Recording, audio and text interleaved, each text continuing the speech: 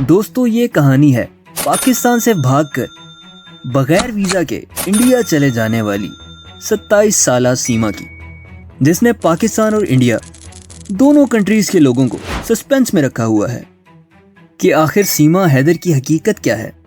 एक आम औरत कैसे अपने 4 बच्चों के साथ पाकिस्तान से इंडिया इलीगली जा सकती है। दोस्तों इस वीडियो में आपको सीमा हैदर के फ्रॉड्स की एक सीरीज़ दिखाई जाएगी और यूपी-एटीएस ने सीमा हैदर और सचिन से सख्त इन्वेस्टिगेशन कर कुछ सवालात के जवाब निकाले हैं, वो भी बताए जाएंगे कि इंडिया में इंटर होने के लिए इनका हेल्पिंग हैंड कौन था, इंडिया आने के पैसे कहां से आए, महंगा फ़ोन कहां से आया, उसामा नामी लड़के से इसका क्या ताल्लुक है। दोस्तों इन सारे सवालात के जवाब जानने के लिए चैनल राज की बात की ये वीडियो एंड तक देखिएगा, और अगर आपने चैनल सब्सक्राइब नहीं किया तो चैनल को सब्सक्राइब कर लीजिएगा। दोस्तों सीमा हैदर के फ्रॉड्स की बात करें तो सबसे पहले इसके हस्बैंड गुलाम हैदर का नाम आएगा। गुलाम हैदर सऊदी अरेबिया में टाइल्स लगाने का काम करता है और उस मेहनत भरे काम को कर उसे जो मजदूरी मिलती थी उन पैसों से सीमा हैदर और अपने बच्चों को खर्चा देने के बाद उसने कुछ सेविंग्स की हुई थी और सेव किए हुए 3 लाख रुपए गुलाम हैदर ने सीमा हैदर को भेजे थे कि वो अपने वीज़ा का काम शुरू करे और गुलाम हैदर के साथ सऊदीया आकर रहे। लेकिन सीमा की कुछ और ही मर्जी थी।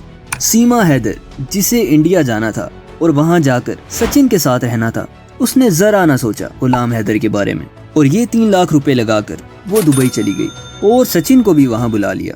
और फिर 1 हफ्ते बाद पाकिस्तान वापस आने के बाद सीमा ने हमेशा के लिए इंडिया जाने की तैयारी शुरू कर दी। ये 3 लाख रुपए उड़ा देने के बाद सीमा ने अपना घर जो कि गुलाम हैदर ने उसके नाम किया था वो भी बेच दिया और सीमा पाकिस्तान से दुबई, दुबई से नेपाल और नेपाल से बाय बस इंडिया पहुंच गई अपने 4 बच्चों के साथ। दोस्तों सीमा ने गुलाम हैदर को सिर्फ फाइनेंशियली ही धोखा नहीं दिया, इनफैक्ट सीमा ने गुलाम हैदर से उसकी औलाद भी छीन ली। और इसका फ्रॉड यहाँ भी ख़त्म नहीं हुआ। इसने इंडियन मीडिया को बोला कि इसकी और गुलाम हैदर की लव मैरिज नहीं हुई थी, इनफैक्ट इन दोनों ने अपने घर वालों की मर्जी के खिलाफ जाकर कोर्ट मैरिज की थी, जिसका सबूत आपके सामने है। अब बात करते हैं सीमा हैदर के कीमती मोबाइल की, जिसके बारे में यूपी-एटीएस ने सीमा से पूछा है तो उसने मोबाइल की रिसीट निकाल कर दिखा दी। ये मोबाइल फ़ोन उसने कराची के एक दुकानदार से 70,000 की इंस्टॉलमेंट्स पर लिया था।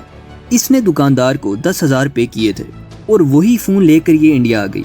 उस दुकानदार ने गुलाम हैदर को कॉल की क्योंकि रिकॉर्ड्स में सीमा ने गुलाम हैदर की आईडी डिटेल्स लिखवाई थी। यूं सीमा ने दुकानदार के साथ भी फ्रॉड किया। दोस्तों सीमा की कहानी यहाँ खत्म नहीं होती, पता नहीं वक्त गुजरने के साथ साथ कितने दावेदार और आएंगे। अब एक पाकिस्तानी लड़के की कहानी सुनिए। दोस्तों ये एक उसामा नामी लड़के की कहानी है। ये लड़का भी सीमा के साथ पबजी खेला करता था। इसने मीडिया को बताया है कि सीमा इसके साथ पबजी खेला करती थी और पबजी खेलते खेलते इन दोनों ने नंबर्स एक्सचेंज कर लिए और इनकी फिर व्हाट्सएप पर बात हुआ करती थी। ये दोनों काफ़ी टाइम तक कांटेक्ट में रहे। उसामा ने बताया कि सीमा ने इस पर बहुत दबाव डाला था कि ये सीमा से शादी कर ले, लेकिन उसामा इसकी बातों में ना आया क्योंकि वो पहले से ही शादीशुदा थी।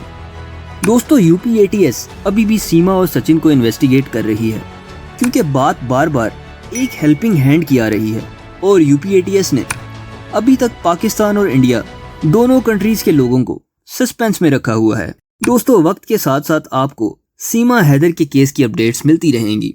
इसी के साथ इस वीडियो को एंड करते हैं। उम्मीद है ये वीडियो आपको बहुत पसंद आई होगी। दोस्तों वीडियो को लाइक और चैनल को सब्सक्राइब करना मत भूलिएगा।